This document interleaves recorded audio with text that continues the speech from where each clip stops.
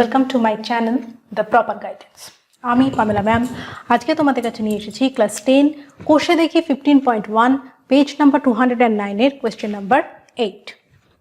দেখো, ও কেন্দ্রীয় বৃত্তের QR একটি জ্যা Q ও R বিন্দুতে দুটি স্পর্শক অঙ্কন করা হয়েছে যারা পরস্পরকে P বিন্দুতে ছেদ করেছে। QM হচ্ছে একটি ব্যাস, যেহেতু QM ব্যাস তার মানে হচ্ছে এটা ও বিন্দুগামী, কারণ ও হচ্ছে বৃত্তটির কেন্দ্র। তো আমাদের প্রমাণ করতে হবে QPR অ্যাঙ্গেল QPR মানে এই যে দুটো স্পর্শক অঙ্কন করা হয়েছে তারা যে পয়েন্টে মিট করেছে, দুটো স্পর্শকের মধ্যেকার যে কোণ সেই QPR equals to twice of RQM। এই কোণটার সমষ্টি মানে এই কোণটার সমান সমান হচ্ছে টুয়াইস অফ RQM। এটা আমরা প্রমাণ করব। আচ্ছা, এই প্রমাণটা করার আগে আমি একটা ভীষণ ইম্পর্টেন্ট পয়েন্ট বলে দিই। এই যে প্রমাণটা আছে পুরোটাই যুক্তির উপর দাঁড়িয়ে আছে, সব প্রমাণই যুক্তির উপর দাঁড়িয়ে থাকে, কিন্তু এখানে একটা ছবি যেটা এই মুহূর্তে আঁকা নেই সেটা প্রমাণ করার জন্য কিন্তু ছবিটা আঁকবার দরকারও তেমন পড়বে না। ছবিটা আঁকার দরকার পড়বে শুধুমাত্র তোমাদের বোঝার জন্য, যেটা আমি আরেকটু বাদে আঁকবো।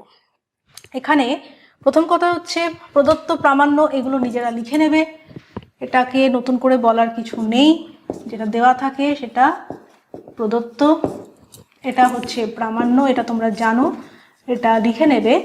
আর নেক্সট হচ্ছে অঙ্কন হচ্ছে কমপ্লিটলি অপশনাল। এখানে আমরা কি অঙ্কন করব, এক তো হচ্ছে ও আর এই যে স্পর্শবিন্দু আর রয়েছে এই দুটোকে যুক্ত করেছি, আর একটা হচ্ছে ও আর এই পি বিন্দু যুক্ত করা হয়েছে। ওকে, এবার চলে এসো প্রমাণে। দেখো, ও কিউ পি এটা কি ধরনের কোণ? এটা কিন্তু একটা 90 ডিগ্রি। কেন 90 ডিগ্রি? কারণ হচ্ছে ও কিউ একটা স্পর্শবিন্দুগামী ব্যাসার্ধ, কিউতে তো স্পর্শ করেছে বৃত্তটাকে স্পর্শকটা পি কিউ স্পর্শক, সেক্ষেত্রে ও কিউ এই যে স্পর্শক পি কিউ রয়েছে তার উপরে লম্ব হবে। লম্ব হওয়া মানেই হচ্ছে এটা 90 ডিগ্রি।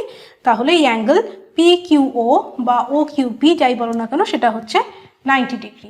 ওকে, এবার এটা যদি 90 ডিগ্রি হয় সেক্ষেত্রে এখানে যে ত্রিভুজ তৈরি হয়েছে ও পি কিউ, সেই যে বাকি যে দুটো কোণ রয়েছে তাদের সমষ্টি কত হবে? তাদের সমষ্টিও কিন্তু 90 degree.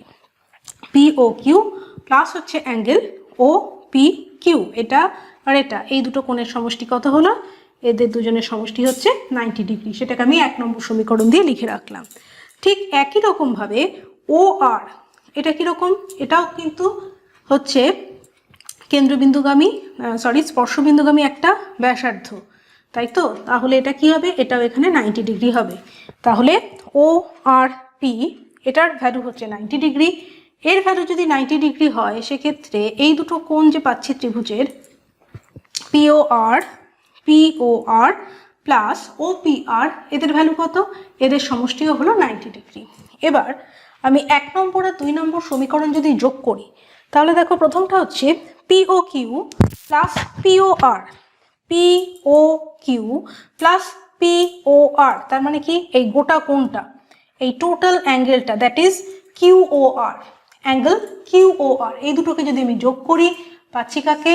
Angle QOR plus angle OPQ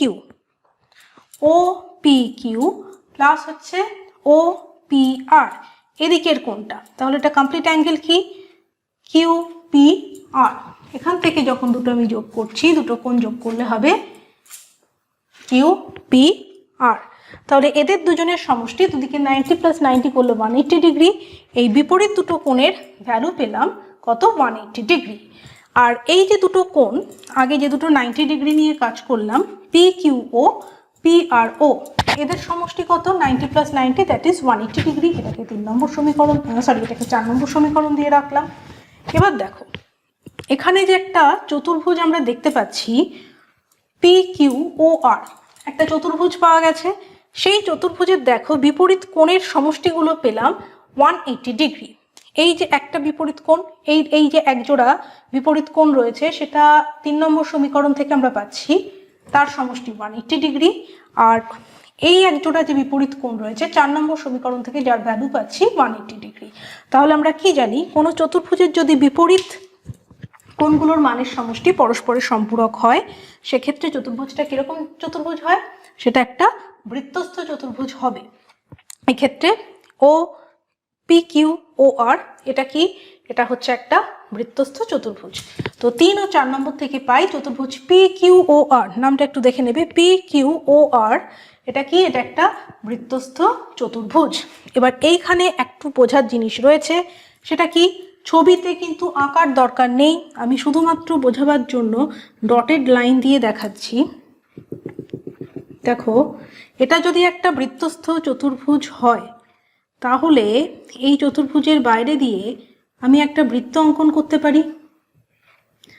বৃত্তটা হয়তো খুব একটা ভালো দেখতে হয়নি, কিন্তু তোমরা বুঝতে পারছো যে এটা একটা বৃত্ত বাইরে দিয়ে আঁকা যাবে।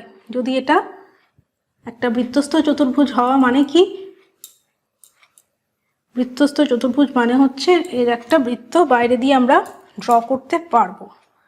দেখো, মোটামুটি একটা বৃত্ত হয়েছে। এবার এই যে বৃত্তর যে শেপটা এখানে রয়েছে, ভালোভাবে দেখলে একটা জিনিস দেখতে পাবে, এখানে ও আর আর ও কিউ এটা বৃত্তের আউটলাইন।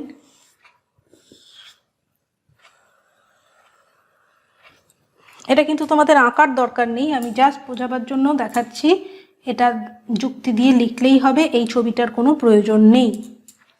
রেড ইঙ্ক দিয়ে যেটা রয়েছে সেটা কিন্তু তোমাদের আঁকার কোনো দরকার নেই, বোঝার জন্য রাখতে পারো। এবার এটা একটা বৃত্তস্থ চতুর্ভুজ হবে, আমি এখানে প্রমাণ করলাম। তাহলে বৃত্তস্থ চতুর্ভুজ যদি হয়, এবার ছবি থেকে দেখো ও কিউ ও আর এরা কি হবে, বৃত্তস্থ চতুর্ভুজ। তাহলে ও কিউ ও আর সেই যে নতুন বৃত্ত যেটা পরে আঁকা হলো তার দুটো জ্যা হবে, এরা হচ্ছে জ্যা। কিরকম জ্যা, ও কিউ ও আর দুটোই হচ্ছে আমাদের যে প্রদত্ত বৃত্ত রয়েছে তার ব্যাসার্ধ। তারা যদি ব্যাসার্ধ হয়, সেক্ষেত্রে আমরা যে ভেতরে ও কিউ আর একটা ত্রিভুজ পাচ্ছি, এই বাহুটা সমান, তাহলে এই যে তারা যে ভূমিতে যে কোণ দুটো তৈরি করবে সেই কোণ দুটো সমান। এটা হচ্ছে প্রথম কথা, ও কিউ ইকুয়ালস টু ও আর। সুতরাং ও কিউ আর ইকুয়ালস টু হচ্ছে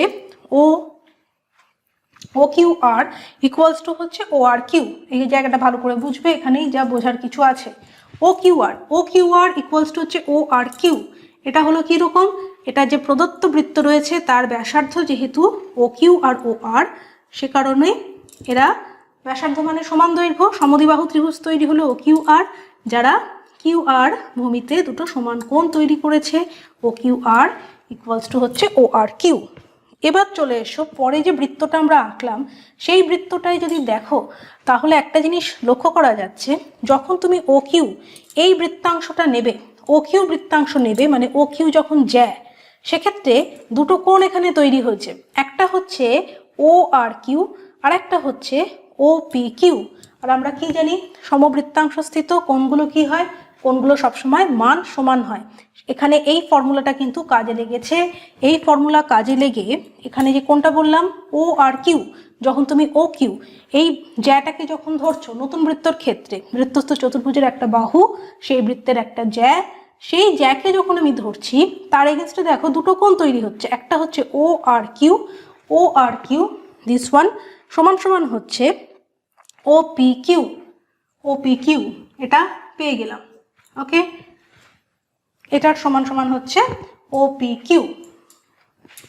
ঠিক একই রকম ভাবে ও আরও তো ওই বৃত্তটার একটা জ্যা, সেই যে বৃত্তাংশ স্থিত ও আর বৃত্তাংশ স্থিত দুটো কোণ এখানে দেখতে পাবে, সেটা হচ্ছে O P R equals to হচ্ছে O P R equals to হচ্ছে ও কিউ আর।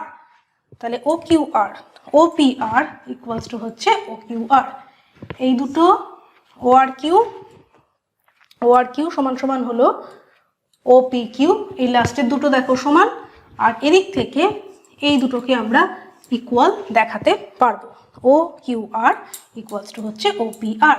এটা হচ্ছে কোন ফর্মুলা কাজে লাগছে, একই বৃত্তাংশ স্থিত কোণগুলো পরস্পরের সমান হয়, সেক্ষেত্রে এই চারটে কোণ পরস্পরের সমান। এই জায়গাটা খুব ভালোভাবে দেখবে, না বুঝতে পারলে ভিডিওটা পজ করে আর একটু আগে থেকে চালিয়ে দেখে নেবে, কনসেপ্ট ক্লিয়ার হওয়ার পরে এই পার্টে আসবে। এইবার চলে এলাম কিউপিআর। আমাদের প্রমাণ করতে হবে angle QPR equals to twice of angle R Q M. দেখো কিউপিআর, কিউপিআর এখানে দুটো কোণের সমষ্টি, একটা হচ্ছে অ্যাঙ্গেল ওপিকিউ আর একটা হচ্ছে অ্যাঙ্গেল ওপিআর। তাহলে ওপিকিউ আর ওপিআর, এখান থেকে আমরা পাবো ওপিকিউ, ওপিকিউ আর ওপিআর কোন অ্যাঙ্গেলের সমান বলেছে? আর কিউ এম। এবার দেখো ও কিউ আর, এটাকে আমি এক জায়গায় রাখছি, OP Q equals to O Q R, আবার OPR equals to O Q R, দুটোকে লিখলাম twice of O Q R. এবার চলে এসো ছবিতে, ও কিউ আর যে অ্যাঙ্গেলটা, এই যে কিউ ও বাহু, এরই বর্ধিতাংশ কি হচ্ছে? কিউ এম, এই গোটাটা ও এমটা হচ্ছে কিউ ও এর বর্ধিতাংশ। যেহেতু এটা একটা জ্যা, কিউ এম জ্যা বলে দেওয়া আছে, তাই আমরা লিখতে পারি twice of angle R Q M, যেহেতু O Q R equals to R Q M. এখানে প্রমাণটা কমপ্লিট হলো।